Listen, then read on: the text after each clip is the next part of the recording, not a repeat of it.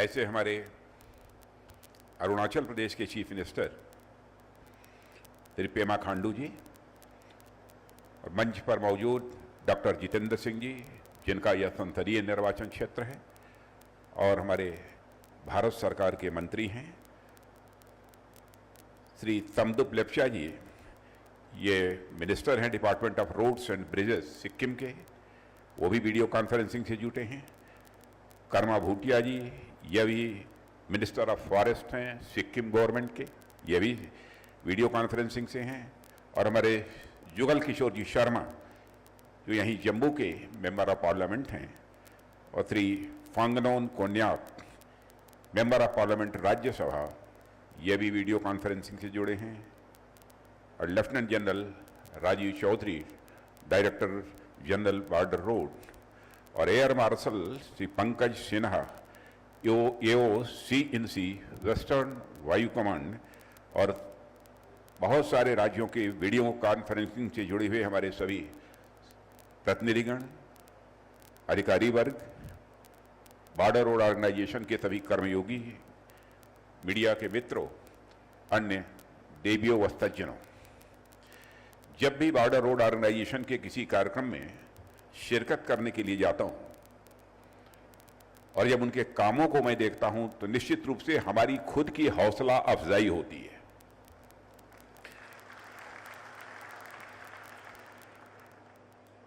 और जब भी बॉर्डर रोड ऑर्गेनाइजेशन का कार्यक्रम शिलान्यास का हो अथवा लोकार्पण का, उसमें भाग लेने के लिए जब हमारे डायरेक्टर जनरल के द्वारा कहा जाता है तो सहज रूप से मैं अपनी स्वीकृति भी उसे दे देता हूं।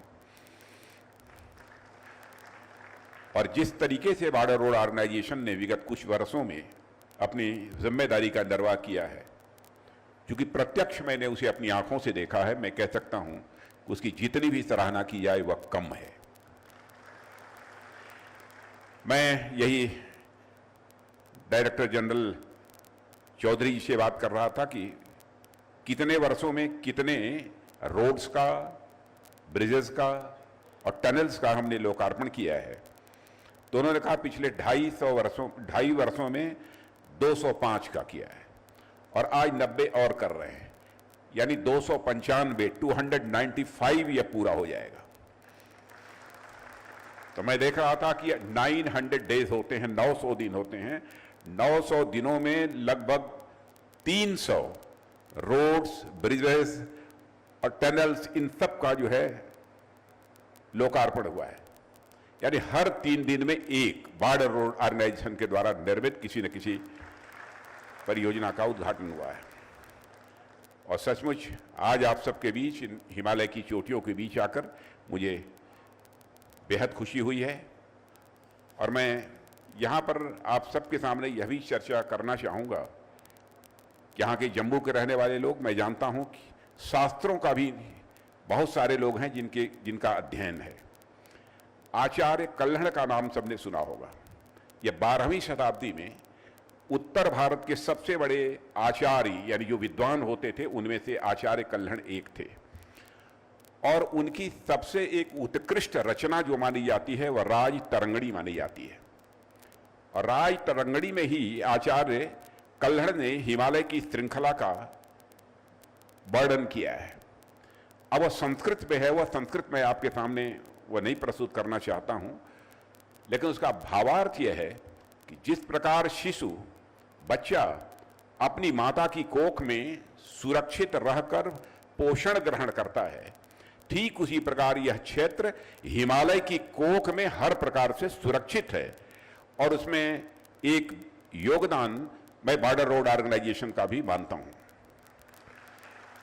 साथियों, हिमालय ने मानो अपनी शैल बाहुओं में मातृवर्ती क्षेत्र को शिशु के समान सुरक्षित रखा है और अपनी लगातार बहती जलधाराओं से उसको दुग्धपान भी कराया है। आज अगर जम्मू इतना रमणीय दिख रहा है तो इसका एक बड़ा कारण है हिमालय। भारत के लिए एक प्राकृतिक सीमा के रूप में काम करते हुए हिमालय ने हमेशा ये हमारे भारत की रक्षा की है। आप लोग जानते होंगे कि एक समय रशिया के बारे में ऐसा कहा जाता था कि उस रशिया के पास आर्मी, नेवी और एयरफोर्स के अलावा एक जनरल विंटर का एडवांटेज है। रशिया के बारे में कहा जाता था विंटर सीजन में रूस पर आक्रमण करना एक तरह से विरोधियों के लिए अपने पैर पर कुल्हाड़ी मारने जैसा माना जाता था। नेपोलियन से लेकर हिटलर तक जिन लोगों ने भी जाड़े के समय में, विंटर सीजन में रूस की ऊपर आक्रमण करने की कोशिश की अथवा रूस की तरफ अपना रुख किया, उनको वहां जनरल विंटर यानी जिस समय की बहुत ही ठंड रहती है उसका सामना करना पड़ा, और जिसने भी आक्रमण करने की कोशिश की उसे मुंह की खानी पड़ी है। जो भूमिका जनरल विंटर ने रशिया के लिए निभाई, मैं मानता हूं कि लगभग वही भूमिका हिमालय ने भी भारत के लिए निभाई है। हिमालय ने एक जनरल के रूप में हमेशा भारत की रक्षा की है। साथियों, अल्लामा इकबाल ने किसी समय लिखा था, आप सभी लोग इससे परिचित होंगे, कि पर्वत वो सबसे ऊंचा हमसाया आसमां का, वो संतरी हमारा वो पांचवां हमारा। पांचवां मतलब होता है पहरेदार।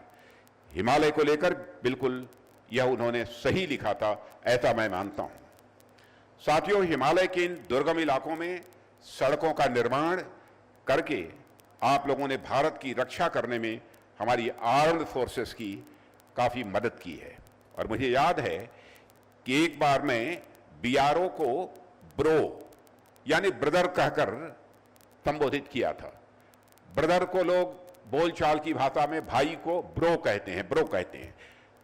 यह कहकर बॉर्डर रोड ऑर्गेनाइजेशन यानी बीआरओ को हमने संबोधित किया था। बीआरओ नहीं है, ब्रो है। सीमाओं पर इंफ्रास्ट्रक्चर का निर्माण करके बीआरओ ने आर्म्ड फोर्सेज के ब्रो की भूमिका निभाई है, ऐसा मैं मानता हूं। और जिस तरह से आप अपने कार्यों के माध्यम से सीमावर्ती इलाकों में इंफ्रास्ट्रक्चर डेवलपमेंट कर रहे हैं, वह भारत की सीमाओं को तो सुरक्षित बनाता ही है, साथ ही साथ इस क्षेत्र की सोशियो इकोनॉमिक डेवलपमेंट यानी सामाजिक आर्थिक विकास में भी अपनी बहुत ही महत्वपूर्ण भूमिका का निर्वाह कर रहा है। इसलिए यदि मैंने बॉर्डर रोड ऑर्गेनाइजेशन को ब्रो कहा था, तो मैं यह मानता हूं कि यह बिल्कुल सही था। आप सही मायनों में हमारे आर्म फोर्सेज और भारत के लिए ब्रो हैं, यह मैं बॉर्डर रोड ऑर्गेनाइजेशन के संबंध में कहना चाहूंगा। और साथियों, मुझे बताया गया है कि आज 90 प्रोजेक्ट्स का इनॉग्रेशन हो रहा है, जिसमें अनेक रोड्स, ब्रिजेज, रनवेज, हेलीपैड्स और टनल शामिल हैं। और मुझे ध्यान आता है कि एक समय था जब बीआरओ के द्वारा किसी प्रोजेक्ट की शुरुआत की जाती थी तो सबसे पहले उस प्रोजेक्ट को शुरू होने में ही काफी लंबा समय लग जाता था। और यदि सौभाग्य से प्रोजेक्ट प्रारंभ में शुरू भी हो गया तो उसमें ऐसी कागजी अड़चनें भी आती थी कि उन्हें खत्म होने में एक बहुत लंबा समय लग जाता था। यानी बीआरओ के प्रोजेक्ट्स का इनॉग्रेशन लंबे अंतराल के बाद हुआ करता था। लेकिन अब तो मुझे आए दिन यह सुनने को मिल जाता है कि बॉर्डर रोड ऑर्गेनाइजेशन ने फला जगह पर प्रोजेक्ट की शुरुआत कर दी है, तो वही फला जगह पर प्रोजेक्ट कंप्लीट भी कर लिया है। यह जानकारी बराबर मिलती है। प्रोजेक्ट्स का इतनी तेजी से पूरा होना आप सभी कर्मयोगियों की मेहनत, लगन और हमारी सरकार की मोदी जी के नेतृत्व में जो पॉलिटिकल कमिटमेंट है, एक राजनीतिक जो प्रतिबद्धता है, उसका परिणाम मैं मानता हूं। और हमने बॉर्डर रोड ऑर्गेनाइजेशन के साथ मिलकर यह भी सुनिश्चित किया है कि देश की सुरक्षा और सीमावर्ती क्षेत्रों में विकास को लेकर हम पूरी तरह से प्रतिबद्ध हैं। और आज जिस इफिशियंसी से आप लोग काम कर रहे हैं, बीआरओ के लिए कहना चाहता हूं, जिस इफिशियंसी से आप लोग इस समय काम कर रहे हैं और जितनी तेजी से प्रोजेक्ट्स को भी पूरा करने का काम कर रहे हैं, उसके लिए मैं आप सभी को तहे दिल अपनी हार्दिक बधाई भी देता हूं। इन प्रोजेक्ट्स के जल्दी खत्म हो जाने के कारण मुझे आप लोगों से जल्दी जल्दी मिलने का अवसर भी मिलता रहता है। और मैं इतनी बार आप लोगों के बीच आ चुका हूं, कभी डॉक्टर जितेंद्र सिंह जी बतला रहे थे, जुगल किशोर जी, कभी कुछ ही समय पहले आप यहां से थोड़ी दूर पर आए थे। मैं इतनी बार आप लोगों के बीच आ चुका हूं कि कई बार तो मुझे ऐसा लगता है कि अब आपके बीच आऊंगा तो मैं बोलूंगा क्या, क्योंकि हर बार कोई ना कोई बात बोल चुका हूं। मतलब मेरे शब्द कम पड़ जाते हैं बॉर्डर रोड ऑर्गेनाइजेशन के कार्यक्रमों में जब मैं आता हूं। साथियों, आप सभी देश के सीमावर्ती इलाकों में इंफ्रास्ट्रक्चर डेवलपमेंट का कार्य करते हैं। एक से बढ़कर एक कठिन दुर्गम जो इलाके हैं जहां पर पांव रखना भी लगभग या मुश्किल होता है, वहां भी आपने रोड्स, टनल, ब्रिजेस का जाल बिछा दिया है। लेकिन साथियों, मेरे हिसाब से आपकी यह सफलता मात्र इस बात पर में नहीं है कि आपने देश के दुर्गम इलाकों में कोई सड़क बना दी है या कोई बहुत बड़ा ब्रिज बना दिया है। निश्चित रूप से यह काम तो कठिन है ही, और यदि आप उस कठिन काम को पूरा करते हैं, यह आपकी सफलता का ही एक मापदंड है, आपकी सफलता का ही यह मानक है। लेकिन सही मायने में आपकी सफलता इस बात के लिए नहीं है कि आप किस प्रोजेक्ट को पूरा कर देते हैं। आपकी असली सफलता तो यह है कि इतने दुष्कर और मुश्किल से दिखने वाले कामों को भी आपने अपनी मेहनत से बहुत आसान बना दिया है।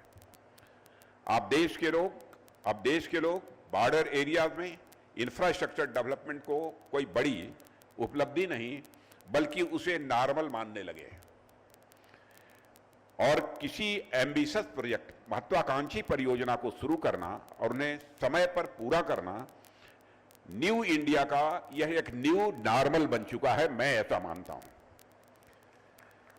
जैसे साथियों, कोई न्यूरोसर्जन होता है, न्यूरोसर्जन, आप उसका काम देखिए कि न्यूरोसर्जन का काम यह कितना मुश्किल होता है। लेकिन जैसे जैसे वह अपने काम में एक्सपर्ट होता जाता है, उसके काम करने की गति, उसके काम करने की क्षमता यह बढ़ती जाती है। अपने शुरुआती समय में कोई न्यूरोसर्जन बामुश्किल एक दिन में कोई एक सर्जरी कर पाता है, लेकिन जैसे जैसे वह एक्सपर्ट होता है उसके लिए वह चीज़ बहुत ही आसान होती जाती है, और एक समय आता है कि वह एक दिन में 3-3, 4-4 सर्जरी करने लगता है। अब डॉक्टर जितेंद्र सिंह जी जानते होंगे कि इससे ज़्यादा भी कर पाता है कि नहीं कर पाता है। एक ताज़ा उदाहरण आप इसरो को अभी देख सकते हैं, जिसकी चर्चा डॉक्टर जितेंद्र सिंह जी ने की है। आप सभी जानते होंगे कि अभी हाल में ही इसरो ने शिव शक्ति पॉइंट पर सफल लैंडिंग कराकर चांद पर भी भारत का झंडा गाड़ दिया है।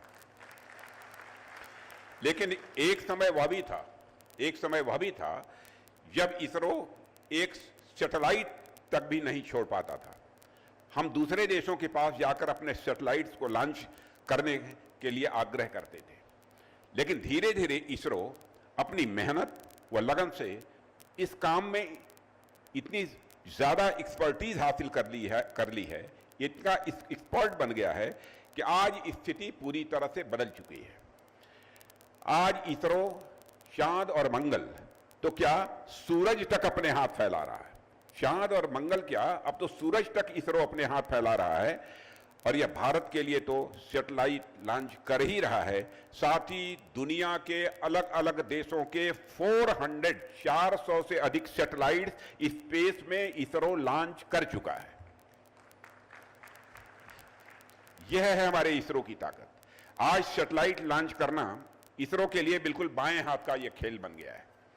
ठीक उसी प्रकार सीमावर्ती इलाकों जो दुर्गम और बहुत ही कठिन माने जाते हैं, वहां पर भी इंफ्रास्ट्रक्चर डेवलपमेंट करना, मैं समझता हूं बॉर्डर रोड ऑर्गेनाइजेशन के लिए यह बाएं हाथ का खेल बन चुका है। और आज आप सबकी यह मेहनत का ही यह परिणाम है कि आपने इस कठिन व मुश्किल से दिखने वाले काम को भी इतना आसान बना दिया है। और आप देखिए कि अक्टूबर 2020 में मैंने बालीपरा चार द्वार तवांग मार्ग पर 500 मीटर लंबी नेचुफू सुरंग की नींव रखी थी। नेचुफू, जिसको आपने देखा होगा भी। अभी 3 साल भी नहीं हुए कि आपने इस प्रोजेक्ट को कंप्लीट कर दिया, और आज मुझे इस बात की अत्यंत प्रसन्नता हो रही है कि मैं इस सुरंग को राष्ट्र को समर्पित कर दिया मैंने। साथियों, एक समय ऐसा भी था कि जब भारत में बॉर्डर एरियाज में सड़कें बनाना कूटनीतिक, राजनीतिक और भौगोलिक हर दृष्टि से नाकों चने चबाने जैसा होता था। यह एक कठिन काम है, लेकिन इस कठिन काम को भी जिस तरीके से बॉर्डर रोड ऑर्गेनाइजेशन ने इसे आसान बनाया है और जिस तरीके से आप सभी इसके अभ्यस्त हो गए हैं, उसके लिए आप सभी को मैं पुनः एक बार अपनी हार्दिक बधाई देता हूं। परफेक्शन माने किसी काम को ठीक तरीके से करना।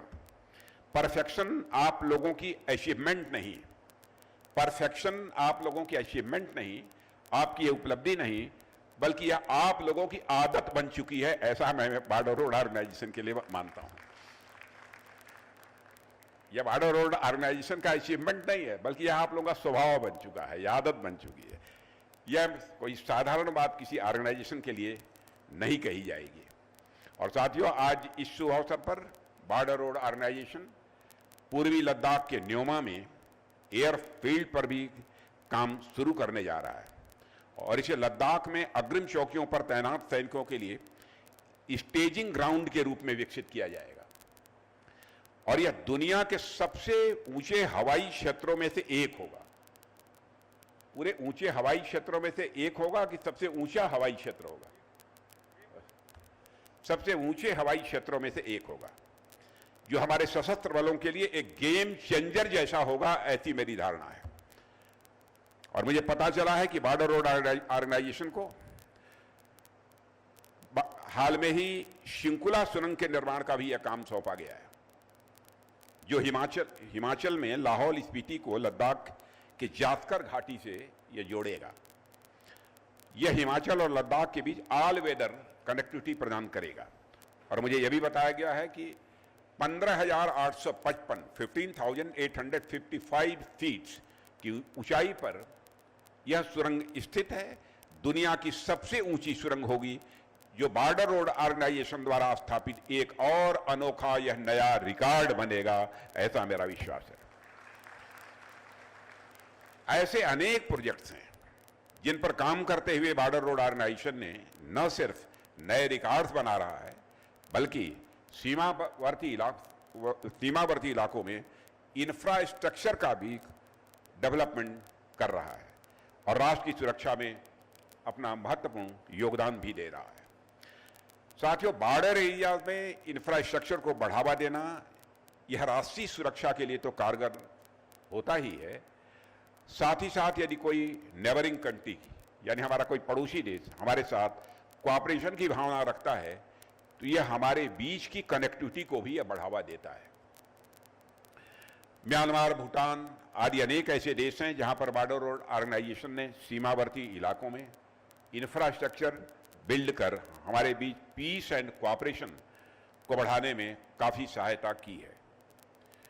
इसलिए सरकार में आने के बाद से ही अपने प्रधानमंत्री मोदी जी के नेतृत्व में हमने विशेष रूप से सीमावर्ती क्षेत्रों में विकासात्मक गतिविधियों को तेज किया है। और साथियों, आप सभी के प्रोजेक्ट्स यानी बॉर्डर रोड ऑर्गेनाइजेशन के प्रोजेक्ट्स और काम करने का तरीका, इसे मैं सिविल मिलिट्री फ्यूजन का भी एक बहुत बड़ा उदाहरण मानता हूं, एक बहुत बड़ी इसे मिसाल मानता हूं। सड़क, पुल इत्यादि बनाने का कार्य सिविल सेक्टर के अंतर्गत आता है और देश की सुरक्षा का कार्य मिलिट्री सेक्टर के अंतर्गत आता है। लेकिन आप लोग तो स्वयं ही एक सिविल मिलिट्री ऑर्गेनाइजेशन हैं, यह मैं बॉर्डर ऑर्गेनाइजेशन के लिए कहना चाहूंगा। और आपने जिस तरीके से सिविल और मिलिट्री सेक्टर का सामंजस्य बैठाते हुए देश की सुरक्षा के लिए इंफ्रास्ट्रक्चर डेवलपमेंट करना आपने प्रारंभ किया है, मुझे लगता है कि आपका यह कोलैबोरेशन बॉर्डर इंफ्रास्ट्रक्चर के मामले में कई स्वर्णिम अध्याय लिखेगा। सिविल मिलिट्री फ्यूजन इस समय की जरूरत है, क्योंकि राष्ट्र की सुरक्षा की जिम्मेदारी सिर्फ सैनिकों की नहीं बल्कि सिविलियंस की भी होती है। इसीलिए मैं सिविल मिलिट्री फ्यूजन की बात मैं कर रहा हूं। यजुर्वेद का एक श्लोक है, वयम राष्ट्रे जागृयाम, अर्थात हम राष्ट्र को जीवंत और जागृत बनाए रखेंगे। हम यह संकल्प लेते हैं, यह कहकर कि वयम राष्ट्रे जागृयाम। मैं मानता हूं कि यह कथन जन जन तक पहुंचना चाहिए और राष्ट्र की रक्षा के लिए संपूर्ण राष्ट्र का एक समान दृष्टिकोण, यह आज के समय की यह मांग है। साथियों, हम सब लोगों को मिलकर भारत की सीमाओं की सुरक्षा के लिए काम करना है और साथियों, इसमें हमें सबका सहयोग मिल रहा है, यह बात मैं विश्वास के साथ कह सकता हूं। आप इसका उदाहरण इन प्रोजेक्ट्स में भी देख सकते हैं। अनेक राज्यों में अलग अलग रूलिंग पार्टीज हैं, लेकिन सीमावर्ती इलाकों में आधारभूत संरचनाओं के निर्माण में हम सब एक दूसरे के का साथ देते हुए लगातार आगे बढ़ रहे हैं। इस सहयोग के लिए मैं सभी राज्य सरकारों को भी अपनी तरफ से हार्दिक बधाई देता हूं और यही हमारे भारत की सबसे बड़ी विशेषता है। हमारे बीच आपस में चाहे कितना भी वैचारिक मतभेद हो, लेकिन बात जब देश की सुरक्षा की आती है, तो जब भारत माता की आती है, तो हम सभी सारे भेदभावों को भुलाकर एकजुट होकर अपने दुश्मन का सामना करने के लिए खड़े हो जाते हैं। यह है भारत की ताकत। और साथियों, एक बात पर मैं आप सभी से चर्चा करना चाहूंगा, और आप जानते हैं कि लंबे समय तक पूरी दुनिया में पर्यावरण और विकास की डिबेट चली है। विकास होगा तो पर्यावरण पर उसका प्रतिकूल असर पड़ेगा, यह कहा जाता है। एक समय ऐसा था कि विकास कार्यों को पर्यावरण के विरोधाभास के रूप में देखा जाता था और ऐसा माना जाता था कि यदि कोई विकास कार्य होगा तो पर्यावरण की शर्त पर ही होगा, यानी विकास होगा तो पर्यावरण प्रदूषित होगा, पर्यावरण गंदा होगा, यह माना जाता था। लेकिन अब धीरे धीरे लोगों की धारणा बदली और विकास की आवश्यकता को महसूस करते हुए सस्टेनेबल डेवलपमेंट यानी सतत विकास की अवधारणा दुनिया के समक्ष रखी गई है और यह प्रयास किया गया है कि पर्यावरण की सुरक्षा करते हुए डेवलपमेंट एक्टिविटीज को आगे बढ़ाया जाए। विकास तो हो, लेकिन हमारा पर्यावरण भी यह सुरक्षित रहना चाहिए। अब इसकी चिंता की जा रही है। वैसे तो मुझे पता है कि बॉर्डर रोड ऑर्गेनाइजेशन पर्यावरण को लेकर अपने जिम्मेदारियों के प्रति पूरी तरह से सचेत है और आप सब इंफ्रास्ट्रक्चर डेवलपमेंट के दौरान आधुनिक तकनीक और प्रौद्योगिकी का भी प्रयोग करते हैं ताकि पर्यावरण का काम कम से कम नुकसान हो, पर्यावरण का कम से कम नुकसान हो। लेकिन मैं फिर से आपसे इस बात का विशेष आग्रह करना चाहूंगा कि हम जितना ज्यादा हो सके उतना ज्यादा पर्यावरण के सुरक्षा पर ध्यान देते हुए विकास की गति को बनाए रखें, विकास की गति को बाधित न होने दें। साथियों, अब तक मिनिमम इन्वेस्टमेंट और मैक्सिमम वैल्यू के मंत्र के साथ बॉर्डर रोड ऑर्गेनाइजेशन ने काम किया है, लेकिन अब हमें इससे और आगे बढ़ने की आवश्यकता है। अब हमें मिनिमम इन्वायरमेंट डिग्रेडेशन यानी जितना कम हो सके उतना पर्यावरण का प्रदूषित होना, कम से कम प्रदूषित होना, और maximum national security, minimum environment degradation और मैक्सिमम नेशनल सिक्योरिटी तथा मैक्सिमम वेलफेयर के मंत्र के साथ मैं समझता हूं बॉर्डर रोड ऑर्गेनाइजेशन को अब आगे बढ़ने की जरूरत है। इसके अतिरिक्त मैं आपसे एक और मुद्दे पर बात करना चाहूंगा। जैसा कि मैंने अभी जिक्र किया कि आपका जो काम करने का तरीका है वह सिविल मिलिट्री फ्यूजन का एक बहुत बड़ा उदाहरण है। सिविल मिलिट्री फ्यूजन की वह एक मिसाल है, लेकिन बॉर्डर रोड ऑर्गेनाइजेशन को एज एन इंस्टीट्यूशन, एक संस्था के रूप में सीमावर्ती इलाकों में चल रहे किसी प्रोजेक्ट में वहां की लोकल बॉडीज, वहां की जो स्थानीय निकाय हैं और वहां की जनता के साथ भी मिलकर लगातार हमें काम करते रहना होगा, उनको विश्वास में लेकर काम करते रहना होगा। और साथियों, आप उन्हें अपने प्रोजेक्ट में शामिल करिए, उनसे वार्ता करिए, यह मैं बॉर्डर रोड ऑर्गेनाइजेशन से कहना चाहूँगा।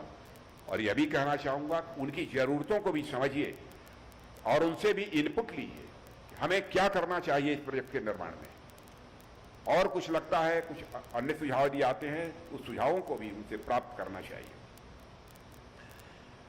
यदि आप ऐसा करेंगे, स्वाभाविक रूप से उनका विश्वास और बढ़ेगा, आपका काम भी और आसान होगा। आपका काम सड़कें बनाकर एक स्थान को दूसरे स्थान से जोड़ने का तो है ही, लेकिन साथ ही साथ आपको अपने कार्यों से लोगों के दिलों को भी जोड़ना होगा। यह मेरा आपसे आग्रह है। साथियों, मेरा ऐसा मानना है कंस्ट्रक्शन ऐसा हो जो for the people, of the people और बाय द पीपुल की भावना का प्रतिनिधित्व करता हो, ऐसा कंस्ट्रक्शन होना चाहिए। इस अवसर पर इससे अधिक कुछ न कहते हुए मैं बॉर्डर ऑर्गेनाइजेशन इन सारे प्रोजेक्ट्स में को पूरा करने में जो कामयाबी हासिल हुई है उसके लिए मैं पुनः बधाई देता हूं तथा आगे आने वाले प्रोजेक्ट्स के लिए भी उन्हें हार्दिक शुभकामनाएं देता हूं। और अंत में मैं इस विश्वास के साथ अपनी बात समाप्त करता हूं कि बॉर्डर रोड ऑर्गेनाइजेशन हमेशा एक प्रो की तरह इस प्रकार भारत के बॉर्डर एरियाज में पूरी क्षमता के साथ भविष्य में भी यह काम करता रहेगा। इन्हीं शब्दों के साथ पुनः आप सबको हार्दिक बधाई, आप सबको बहुत बहुत धन्यवाद।